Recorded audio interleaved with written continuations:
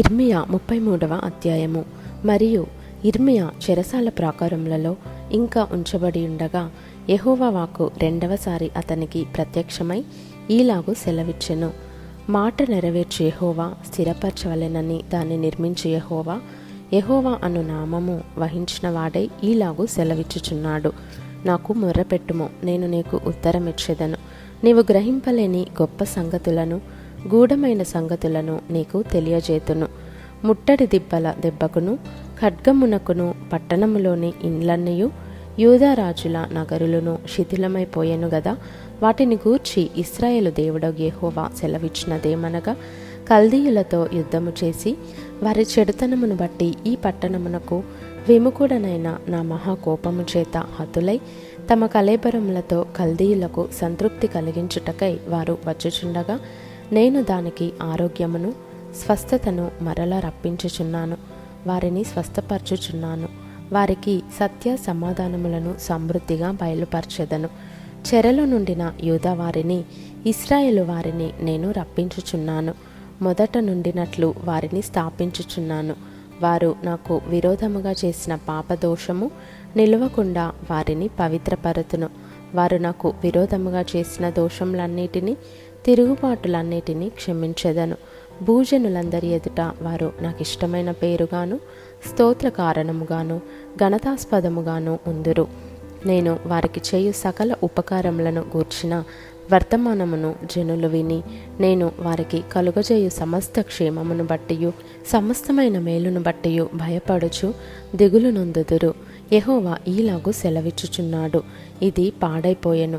దీనిలో నరులు లేరు, నివాసులు లేరు, జంతువులు లేవు అని మీరు చెప్పు. ఈ స్థలములోనే మనుష్యులైనను, నివాసులైనను, జంతువులైనను లేక పాడైపోయిన యూదా పట్టణములలోనే, యెరూషలేము వీధులలోనే సంతోష స్వరమును, ఆనంద శబ్దమును, పెండ్లి కుమారుని స్వరమును, పెండ్లి కుమార్తె స్వరమును, యెహోవా మంచివాడు, ఆయన కృప నిరంతరముండును, సైన్యములకు అధిపతియగు యెహోవాను స్తుతించుడి అని పలుకువారి స్వరమును మరలా వినబడును. యెహోవా మందిరములోనికి స్తుతియాగములను తీసుకొని వచ్చువారి స్వరమును మరలా వినబడును. మునుపటి వలె ఉండుటకై చెరలోనున్న ఈ దేశస్థులను నేను రప్పించుచున్నానని యెహోవా సెలవిచ్చుచున్నాడు. సైన్యములకు అధిపతియగు యెహోవా ఈలాగు సెలవిచ్చుచున్నాడు. మనుష్యులైనను, జంతువులైనను లేక పాడయున్న ఈ స్థలములోను దాని పట్టణములన్నిటిలోనూ గొర్రెల మందలను మేపుచు పరుండబెట్టు కాపరులుందురు. మన్నెపు పట్టణములలోను, మైదానపు పట్టణములలోను, దక్షిణ దేశపు పట్టణములలోను, బెన్యామీను దేశంలోను, యెరూషలేము ప్రాంత స్థలములలోను, యూదా పట్టణములలోను మందలు లెక్కపెట్టు వారి చేత లెక్కింపబడునని యెహోవా సెలవిచ్చుచున్నాడు. యెహోవా వాక్కు ఇదే. ఇశ్రాయేలు వంశస్థులను గూర్చియు, యూదా వంశస్థులను గూర్చియు నేను చెప్పిన మంచి మాట నెరవేర్చు దినములు వచ్చుచున్నవి. ఆ దినములలో, ఆ కాలమందే నేను దావీదునకు నీతి చిగురును మొలిపించెదను. అతడు భూమి మీద నీతి న్యాయములను అనుసరించి జరిగించును. ఆ దినములలో యూదావారు రక్షింపబడుదురు. యెరూషలేము నివాసులు సురక్షితముగా నివసింతురు. యెహోవాయే మనకు నీతి అని యెరూషలేమునకు పేరు పెట్టబడును. యెహోవా ఈలాగు సెలవిచ్చుచున్నాడు. ఇశ్రాయేలు వారి సింహాసనము మీద కూర్చుండువాడొకడు దావీదునకుండక మానడు. ఎడతెగక దహన బలులను అర్పించుటకును, నైవేద్యములను అర్పించుటకును, బలులను అర్పించుటకును నా సన్నిధిని యాజకులైన లేవీయులలో ఒకడుండక మానడు. మరియు యెహోవా వాక్కు ఇర్మియాకు ప్రత్యక్షమై ఈలాగు సెలవిచ్చెను.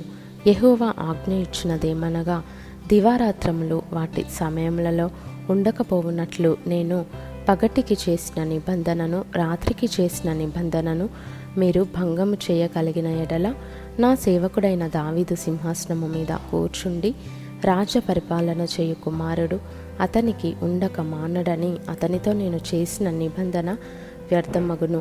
మరియు నా పరిచారకులైన లేవీయులకు యాజకులతోనూ నేను చేసిన నా నిబంధన వ్యర్థమగును. ఆకాశ నక్షత్రములు లెక్కింపశక్యము కానట్టుగాను, సముద్రపు ఇసుక రేణువుల నించుట అసాధ్యమైనట్టుగాను నా సేవకుడైన దావీదు సంతానమును, నాకు పరిచర్య చేయు లేవీయులను లెక్కింపలేనంతగా నేను విస్తరింపజేయుదును. మరియు యెహోవా వాక్కు ఇర్మియాకు ప్రత్యక్షమై ఈలాగు సెలవిచ్చెను. తాను ఏర్పరచుకొనిన 2 కుటుంబములను యెహోవా విసర్జించుననియు, నా ప్రజలు ఇక మీదట తమ ఎదుట జనముగా ఉండరనియు, వారిని తృణీకరించుచు ఈ జనులు చెప్పుకొను మాట నీకు వినబడుచున్నది గదా. యెహోవా ఈ మాట సెలవిచ్చుచున్నాడు.